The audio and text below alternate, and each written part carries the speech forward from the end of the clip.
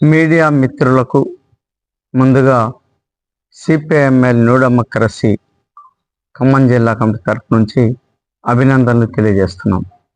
ఈ press meet యొక్క ఉద్దేశం ఏమిటంటే, ఈరోజు తెలంగాణ రాష్ట్ర వ్యాప్తంగా తుఫాను తోటి రైతాంగం వేసినటువంటి పంటలన్నీ తీవ్రంగా దెబ్బతిన్నాయి. మొక్కజొన్న మొలకెత్తింది, వరిసేను నేలమట్టమైంది, పత్తి తీయటేందుకు అవకాశం లేకుండా గుడ్డి పత్తిగా మారిపోయింది. ఏదన్నా అరాకొరగా ఉన్నటువంటి పంటల్ని ఈరోజు రోడ్డు మీదకి తీసుకొస్తే ప్రభుత్వం కొనుగోలు లేకపోవటం మూలాన మధ్య దళారీల యొక్క దోపిడీ పెరిగిపోయి రైతుకు రావాల్సినటువంటి ఆర్థికం ఏదైతుందో రాకుండా తక్కువ ధరలకు అమ్ముకోవాల్సిన పరిస్థితికి నెట్టబడ్డారు. ఈ పరిస్థితిని మేము గత కొద్ది రోజుల నుంచి ప్రభుత్వానికి, ప్రభుత్వ అధికారులకి వారి దృష్టికి తీసుకెళ్తున్నాం. అయ్యా ప్రభుత్వం నేతలారా, మంత్రులారా, ముఖ్యమంత్రి గారు, మా పంటలన్నీ దెబ్బతిన్నాయి, మమ్మల్ని ఆదుకోండి. కనీసం మేమెంత దెబ్బతిన్నామో ప్రభుత్వ అధికారులను పంపించి సర్వేలు చేపించండి అనేటువంటి చెప్పి మేము కోరాం. అంతే తప్ప ఈ ప్రభుత్వాన్ని మనులు అడగలే, మాణిక్యాలు అడగలే, లేదా వాళ్ళ మంత్రి పదవులు, ఎమ్మెల్యే పదవులు, ముఖ్యమంత్రి పదవులు మాకేం కావాలనేటువంటి చెప్పి మేము డిమాండ్ చేయలే. ఏమడిగాం? రైతులను ఆదుకోమని చెప్పి కోరాం. మరి ఇది నేరమా అనేటువంటి చెప్పి ఒకసారి ఈ రాష్ట్రంలో ఉండేటువంటి ప్రజానీకమంతా ఆలోచించమని చెప్పి కోరుతున్నాం.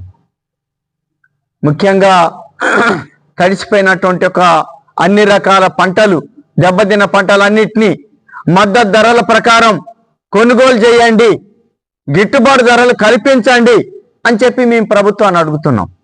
ఈ ప్రభుత్వం కనీసం ఆలోచన చేయటం లేదు. ఈ స్థితిలో రైతుల తరపున అఖిల భారత రైతు కూలీ సంఘం వారం రోజుల నుంచి గ్రామాలల్లో ప్రచారం నిర్వహించి జరిగిన పంట నష్టాన్నంతా అంచనా వేసి వ్యక్తిగత దరఖాస్తులతోటి నిన్న ఖమ్మం కలెక్టర్ ఆఫీస్ దగ్గరికి వెళ్ళి మెమోరాండం ఇవ్వటం జరిగింది. ఈ సందర్భంగా రైతులు తమ ఆవేదనని వ్యక్తం చేశారు, తమ బాధని చెప్పుకున్నారు ప్రభుత్వ అధికారులకి. మరి ఇది ఎట్లా నేరం అవుతుంది? లోనకు పోయి కలెక్టర్ గారి దగ్గర కలిసి ప్రభుత్వ అధికారులను కలిసి రిప్రజెంట్ చేశారు. దీనికి ప్రభుత్వ నియమ నిబంధనలు ఉల్లంఘించారని, లేదా ప్రభుత్వ ఆదేశాలని ధిక్కరించారని అమాయకులైనటువంటి రైతాంగం మీద, వారి తరపున పోరాడుతున్నటువంటి ఏకేఎంఎస్ నాయకత్వం మీద ఈ ప్రభుత్వం అక్రమ కేసుల్ని నమోదు చేసేది. ఇది చట్టవిరుద్ధం అని చెప్పి మేము భావిస్తున్నాం. ఇది అప్రజాస్వామికం అని చెప్పి మేము భావిస్తున్నాం. కాంగ్రెస్ ప్రభుత్వం, గత టిఆర్ఎస్ ప్రభుత్వం ఈ వైఖరిని అనుసరిస్తేనే రేవంత్ రెడ్డి గారు ఉద్యమాలు చేశారు. రైతుల తరఫున రైతు భరోసా ఇస్తానని చెప్పి, రైతులకి పంట రుణాలని రద్దు చేస్తానని చెప్పి రకరకాల వాగ్దానాలు చేశాడు. వాటన్నిటిని ఈరోజు ఏ ఒక్కదాన్ని కూడా అమలు చేసే స్థితిలో ఈ ప్రభుత్వం లేదు. లేనప్పుడు అప్పుడు మేమేం చేయాలి? కలెక్టర్ గారికి తీసుకెళ్ళి మా బాధనంతా చెప్పుకుంటేంది పోతే మా మీద కేసులు పెట్టారు. ఈ కేసుల్ని తక్షణమే ఉపసంహరించాలని మేం ప్రధానంగా డిమాండ్ చేస్తున్నాం. ఈ కేసులు పెట్టినటువంటి పద్ధతిని నిరసిస్తూ జిల్లా వ్యాప్తంగా గ్రామ స్థాయి నుంచి మండల స్థాయి వరకు వారం రోజుల పాటు అఖిల భారత రైతు కూలీ సంఘం తమ నిరసనని దిష్టి బొమ్మలు దగ్ధం చేసేటువంటి కార్యక్రమాన్ని కూడా చేపట్టమని చెప్పి పిలుపునిస్తున్నాం. రైతాంగ సమస్యలు పరిష్కరించేంత వరకు ఖచ్చితంగా కేసులకి వెనక్కి దగ్గి, లేదా వీటితోటి మేము ఉద్యమాల్ని రద్దు చేసుకోం. ఖచ్చితంగా రైతు తరపున ఆ సమస్యలు పరిష్కరించేంత వరకు పోరాడతాం. గిట్టుబాటు ధరలు కావాలి, మద్దతు ధరలు కావాలి. అట్లాగే తుఫాన్ తోటి నష్టపోయినటువంటి రైతుల్ని సర్వేలు నిర్వహించి రైతుకు తగిన విధంగా నష్టపరిహారం చెల్లించేంత వరకు మా ఉద్యమ కార్యక్రమాన్ని కొనసాగిస్తామని చెప్పి తెలియజేస్తున్నాం.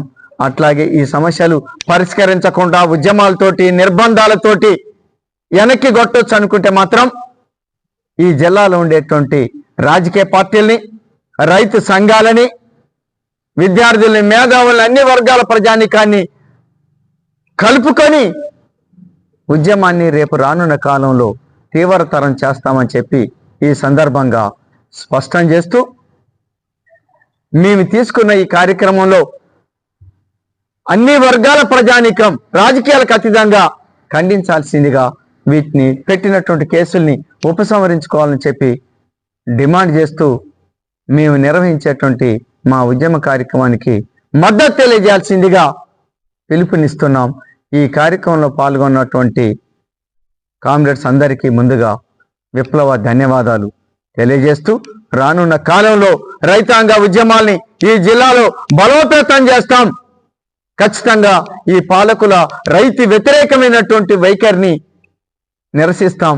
అట్లాగే కేంద్ర ప్రభుత్వమైన మోడీ ప్రభుత్వం సిసిఐ కొనుగోలులో గత పోయిన సంవత్సరం ఎకరానికి 13 క్వింటాలు కొనుగోలు చేస్తానన్నది ఈసారి 7 క్వింటాలు మాత్రమే కొనుగోలు చేస్తాననేటువంటిది అంటున్నది.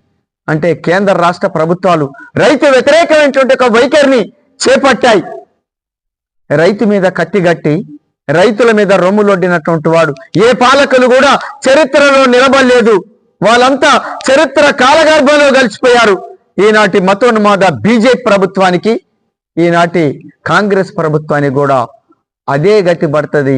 అది తథ్యం అని చెప్పి ప్రకటిస్తున్నాం. ఇప్పటికైనా బాధ్యతాయుతంగా రాష్ట్ర ప్రభుత్వం రైతుల ఎలా వ్యవహరించాలని చెప్పి